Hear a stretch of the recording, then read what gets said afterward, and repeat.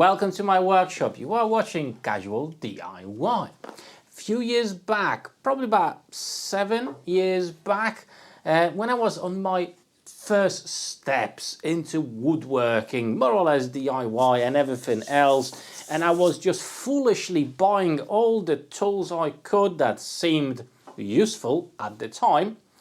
I've made the purchase and I've bought this absolutely fantastic set. Check them out.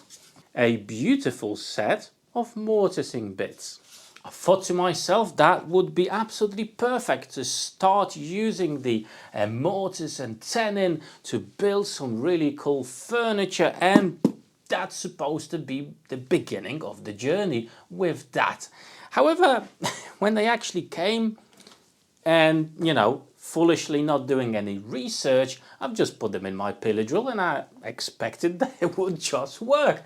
And to my great surprise, hey, it doesn't work like that actually. So you either need a mortiser to take them, so it's a special machine for that, or you buy an attachment for a pillar drill. So when I seen how much that machine would cost and even the attachment for a pillar drill, I decided that, well, I'm gonna put these for better times.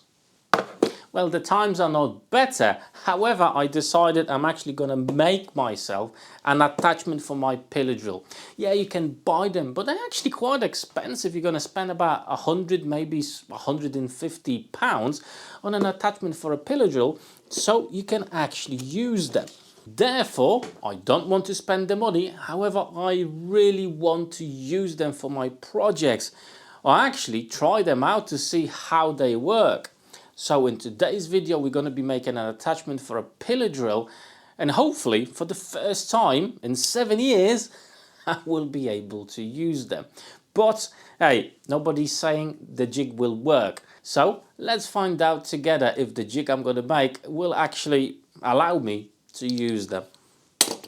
Now the jig I'm going to be making is absolutely dead simple to make. A couple of things that you will need, for example, a threaded rod. In my case is 1 centimeter in diameter. You could go with 8 millimeters.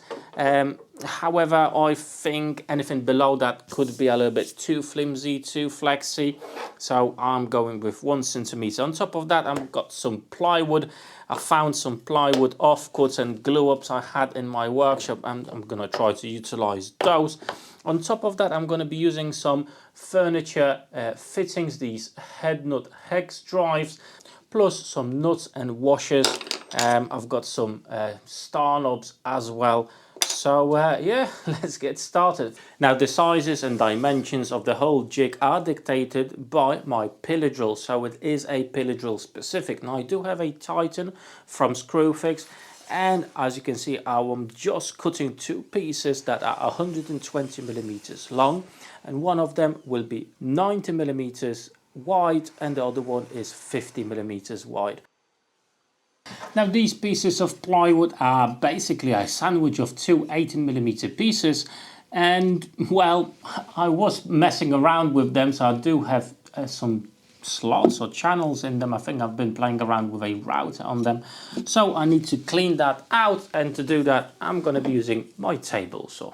Well, obviously you don't have to use plywood if you've got some 2x4s. That should do the trick as well. Something that is more or less, stable. I would probably not recommend MDF. I think that would be a little bit too soft and it could flex too much. So I think plywood is actually the best choice. Right then, we've got our rectangles. The larger one will go on the top. That will make sure that our whole jig is actually attached to the stop collar of the pillar drill, okay? And the bottom one will be holding the drill bit with the chisel itself. Now, we've got 2 options here. Obviously, we need to cut out a hole to accommodate for the stop collar, and the stop collar is 55 millimeters in diameter. Now, I do have a hole saw that's 51, which is a little bit too small. And there's 2 things we can do here, guys. I do cut out the hole with this, and then I'm going to split the piece in half, put one against the other, use some bolts and do it like that. I think that would hold quite well. However, I think I'm going to try to enlarge the hole so it fits perfectly and snugly on that collar with my bobby pin sander. Not sure how that's going to go, how accurate and stable that will be, but if it's not going to work out, then I will revert to the first option. Okay, we've got our rectangles here. I've put some marks on them, and what we're going to do now, I'm going to use the oldest trick in the book, painter's tape and a bit of CA glue to hold both of the pieces together. Now the smaller one needs to be on top of the larger one. And what I want to do, as I said, the threaded rod I'm using is 10 millimeters, so I need to put some holes through both of the blocks that will be 10 millimeters. And I'm going to use that. With the Forstner bit, I'm going to go straight through this piece, and when the second piece will get marked by the Forstner bit, I'm going to swap it over for the hole saw and make sure the hole is in the right position.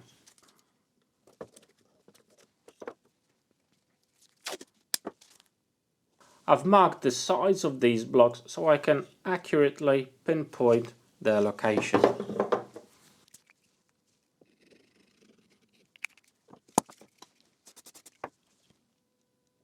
Now it's time for a bit of pillar drill action.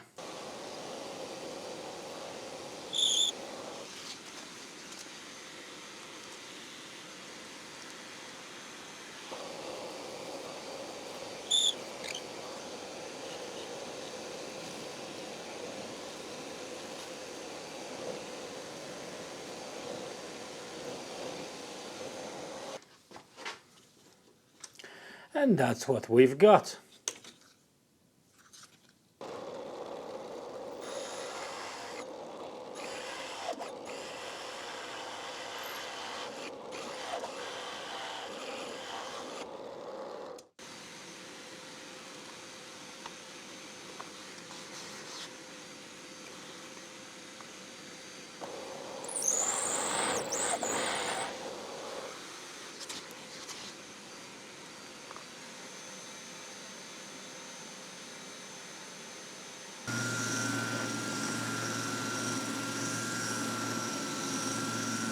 Okay, and with few minutes of sanding, actually, I managed to get a perfect fit on this. So the next stage is to pre-drill a hole to take the hex drive head nuts, okay, these little ones, and that's going to go in the middle. That will allow me to actually lock this in place in a steady position with this star knob I've got over here. That will go and hopefully hold everything together. We'll see if that's going to work. In a similar way, I'm going to sort out the second block that will hold the chisel itself. That goes right on top like that. The fitting goes at the front, and then the star knob hopefully will hold everything together. So again, a bit of pillar drill action. With the holes drilled in, I can drive in the fittings. With plywood, go steady and slow just to make sure not to split the plies. Let's give both of the pieces a quick sand so they look a little bit nice. I'm going to break the edges and apply a bit of wax to them as well. Now it's the time to cut out the threaded rod. In my case, they need to be at 25 centimeters. Right then, we've got all the necessary parts. Let's put everything together, shall we?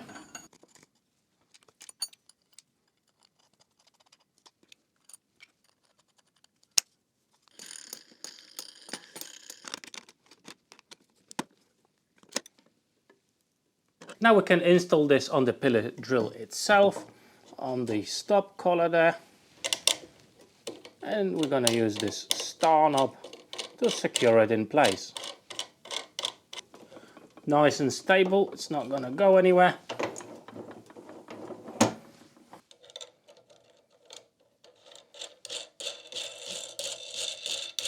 And now we can install the bottom part.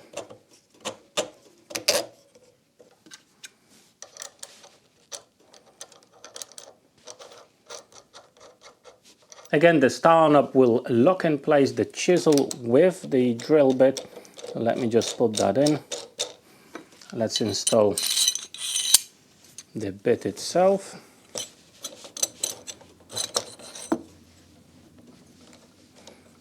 Okay, I can lock down the chisel in place. Now the bit in the chisel here needs to be sticking past a little bit, okay?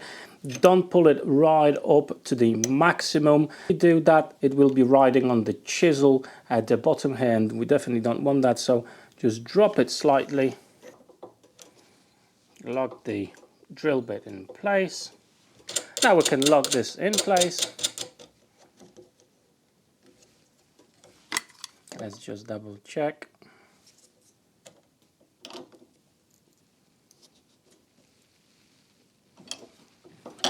Okay, and the jig is installed. Now it's time to make some test cuts to see if this setup actually works.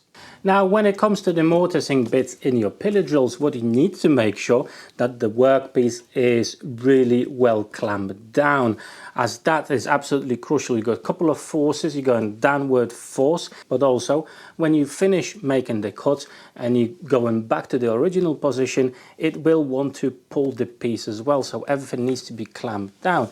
Now in my case, the table I've got on my pillar drill, it's made from two pieces, so the one on the top can slide left to right or front to back, and in this case that's going to be super helpful, as I can just shift it to the left a little bit and make another cut. So let's have a look if we can actually drill a square hole. Let's have a look.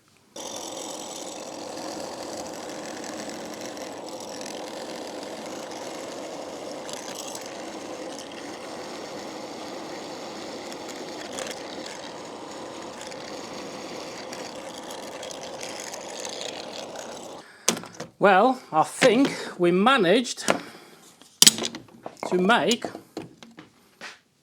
a square hole. Although you do need to use a lot of force to get this down, and it does create a fair amount of heat as well. And my clamping was not sufficient enough, so yeah, let's make another cut.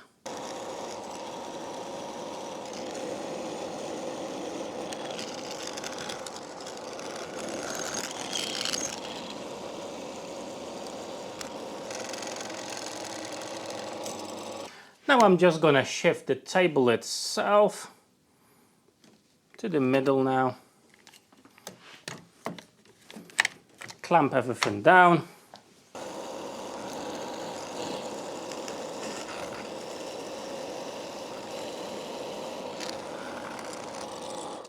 And there you go, we've got a mortise. Now I should have set up the stop depth so all the cuts would be at the same depth. That's one thing. Secondly, I shouldn't have really moved it or taken it out in the first place. I just should shift the table with everything being in the same position. Then we would have much accurate cut. And to be fair, I should actually now clean this out. Let's see if I can just clean it out. So we're going to have some nice straight edges on this. There's not much material to remove. So hopefully just a couple of clamps will do the job here, guys. Let's see.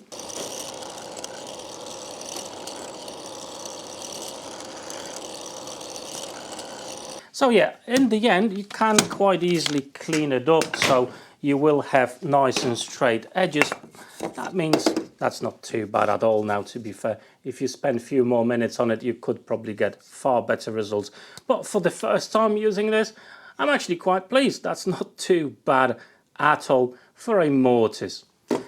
Is the result absolutely perfect? No, definitely not, guys. But for as a first try, I think it's not too bad at all. And if there are bits and pieces that you need to clean up, you can always do it with a chisel. Now, the whole setup is definitely not perfect, and you do have to put a lot of force to get the chisel and the drill bit down into the material itself. And then actually I was quite surprised how much drag there was when I was trying to reverse the drill. So yeah, a lot of clamping pressure needs to be applied downwards so this doesn't lift up. So I do have to think about what to do, as this type of a clamp is just not strong enough to hold the piece in place when you are putting this up. So a couple of learnings here for sure. But the whole design actually works pretty damn well. It's holding the drill bit and the chisel itself with no issues at all. The attachment, everything's nice and stable, so with the whole jig itself, I can't see any major issues. However, if you want to use these bits on regular basis, I would definitely buy a mortiser, which is a machine that's dedicated for these types of bits. A pillar drill or a drill itself, it's not going to do you the best job in the world, so there's that to consider as well. But overall, for me to use it from time to time, I think it will work absolutely perfectly, and it's quite easy to remove as well, so it's not gonna get in the way. I hope you enjoyed today's video. If you did, drop me that like button down below, and if you're new here, please consider subscribing for some more cool content in the future. But don't go just yet. I've got some really cool playlists just over here for you. Plenty of fantastic videos to watch, DIY, woodworking and everything in between. So go and have a look, and maybe I'll see you on my next video. Take care.